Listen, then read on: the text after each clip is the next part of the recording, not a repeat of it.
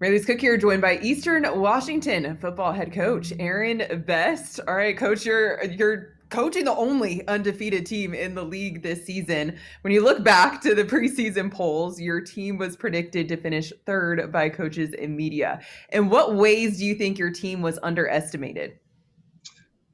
Well, I think, just with the gap from the 19 fall to the 21 fall, some teams played in spring of 21, some didn't.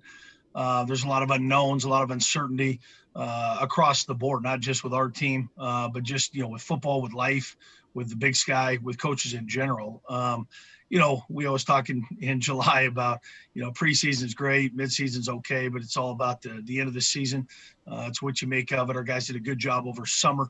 And a lot of that stuff is still not done until, let's be honest, till the end of August, when your summer's really done, your training camp's really wrapped up, and you play your first game. And this summer's been second to none. And having been a part of a lot of them as an assistant and 5 of them as a head coach, it's been the best summer that we could have had and asked for. And that's on top of a spring season we got the opportunity to play in. And so the small gap from spring competition to fall competition, I think, has helped not just us, but many teams across the nation and in this conference. So we still got 5 league games to go, one at a time. So there's a lot to unfold here in the next month and a half.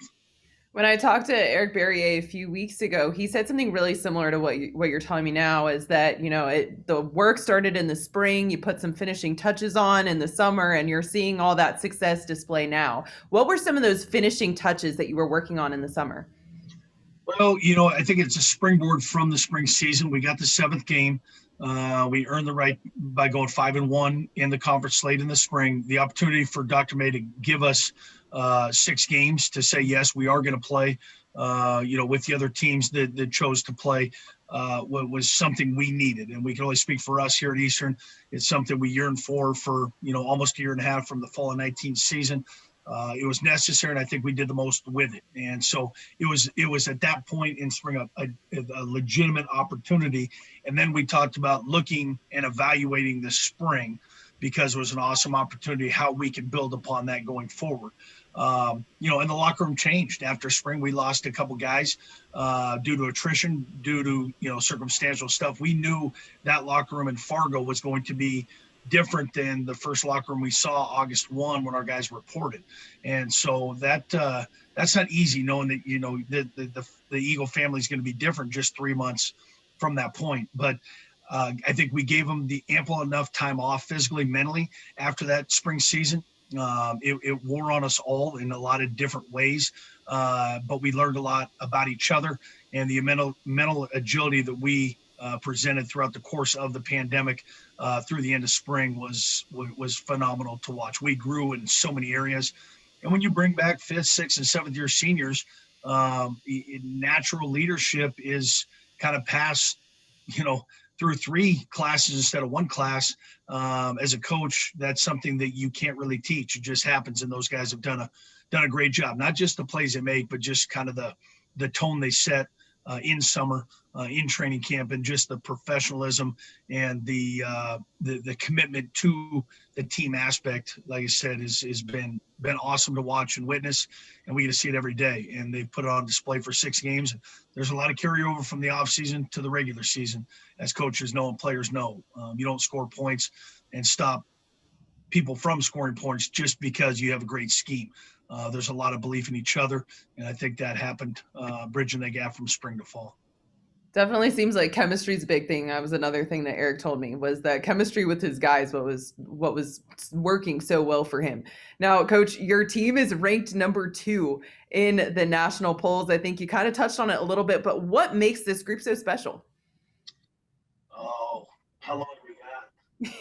As I mean, long as you want. we can go on and on, and it's such an awesome piece to see what we put on display on Saturdays, because that's what the public sees, is 3 hours and the stats and the wins on Saturdays. But there's so much work that goes into, and every team does it. 6 days to prepare, 1 game, 1 day to play. So you prepare for 6 days for 3 hours. Not many sports do that. I mean, that's tough to do on a national landscape that we're doing it on. And it's a testament to the guys. I mean, at the end of the day, it's the work they put in and preparation and opportunity when they meet. It's usually called luck. In our world, we create our own breaks. Sometimes it hasn't been ideal. We've had some ups and downs. And, with any good team that I've ever been a part of, there's always been moments of adversity. And so whether it's the first half of UNLV, the second half of Western Illinois, the first half of Montana, really the first 3 quarters of Montana, you've got to navigate those waters. You've got to find ways to be victorious in adverse situations. And we've done that 3 out of the 6 games. They haven't all been easy. The record indicates we're perfect, but we've been playing far from perfect up to this point. That's our next challenge, is how much better can we be from a consistent piece. But those are things we rely upon. We're a different team than we were a month ago. And we like that because we're getting better, not only as players, but as people, and understanding each other more. And chemistry has a ton to do with that. And belief has a ton to do with that when you're talking about 70 guys on a field when things aren't going well. We lean on each other.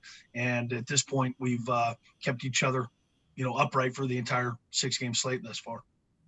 Coach, you said that the team that you have now isn't the same team that you had a month ago. Got 5 games left in league play. Where do you want to see your team at the end of this conference season? Well, I think when you talk about where the bye week sets, and the schedule was set in the middle of summer, when you're talking about playing 8 games and then a bye and then 3 at the end, not ideal, but nothing is. 8 games in a row is tough, and 8 games in a row after playing 7 in spring is even tougher. So trying to balance, trying to keep the pulse of your team, trying to understand, when to go full pads, when to go goods on goods, how long practice is. We're going to tweak things because that's our core, but we're not going to change things too much. So, but injuries play. Every team gets them. Half the country loses every week, and we don't want to be the half that loses. And so we've got to be hungry. We got to stay out of the papers. We appreciate people saying, "Hey, good job. You're number 2 in the country. You're playing great. You're stopping people. You're scoring points." That's all fine and good. But when we get together for team meetings, we get together for practice. No one talks about gaudy numbers on offense. No one talks about points given up on defense. No one talks about a team ranking. We'll let those be for those people that talk about those things. We want to be in the discussion when it's really talked about from Thanksgiving on. Those are things, and we've got to do it 1 week at a time. Those are all great accolades. We've got a few players making big plays that are in the national spotlight, as they should. Eric Berry is playing really good football right now. He's in a really good groove, but it takes the other 21 on the field, 10 on his side and 11 on the other, to be able to make this happen. So special is what special does. We've been pretty special up to this point. I think it's safe to say that for sure. Now, taking a look back to that Montana game, it was televised on ESPN2. A lot of eyes on that game, a lot of visibility. What has that meant for your program, and to have continued your win streak on the Inferno with that win as well? Well, it's cool. I read the same stuff, Big Sky Conference posts and, Eastern Athletics posts when you talk about, the first regular season night game held on national TV. Those things are cool. We don't have very many firsts left at Eastern Washington football. And so when we can obtain a first, we're going to take full advantage of doing it for the first time. To play Montana on the red, haven't done that for quite some time.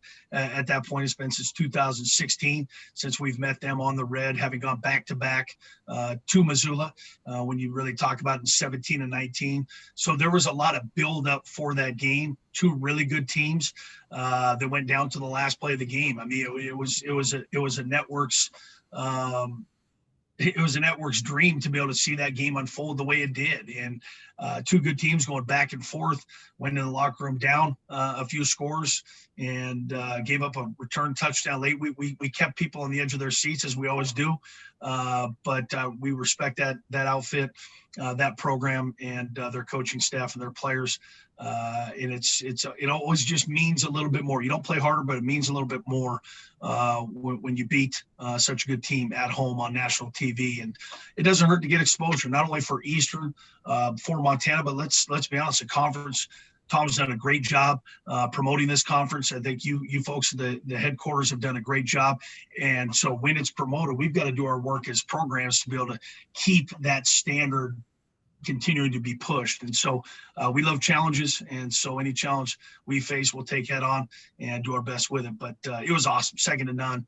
And everybody that watched or played in that game will remember that game because of all the situations to the end of time. And that's fun to know. That's fun to be a part of. I can second that as someone who watched the game. Absolutely. Now, last question for you. When you and I spoke in the summer at the football kickoff, I asked you if this team was capable of winning a national championship. I know we still have 5 games left of the regular season, but how are you feeling about it? Here, and I've been asked this question a lot, and I give a lot of credit to Coach Baldwin, one of my mentors in this profession, and as a person. Don't be scared to talk about things that you truly believe in. They can't take up all of the time, but they need to take up some of your time because you have to have an end vision. Is this team capable of doing some really, really great things? Something that's been done here before? Absolutely. There's a lot of work to do before then. It's coach cliche when we say that again, but if you don't talk about it, you don't intend to be about it. And so everybody talks in the middle of summer about being Big Sky champions. Well, that's going to end here in a couple of weeks for a lot of the teams in this conference.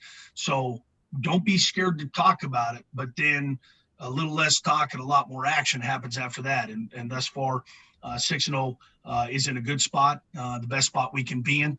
But it doesn't matter what's been done. It matters what's going to take place. And so, yes, we've done special things. Yes, this team can be special. Make no promises. But if we continue to play together and play the brand of ball that we're capable of playing, we can do some really special things. There's no doubt about it. We'll look forward to continuing to watch your season unfold. It's been a lot of fun to watch up until this point. Coach Best, thank you so much for your time today. Appreciate it, Marlise.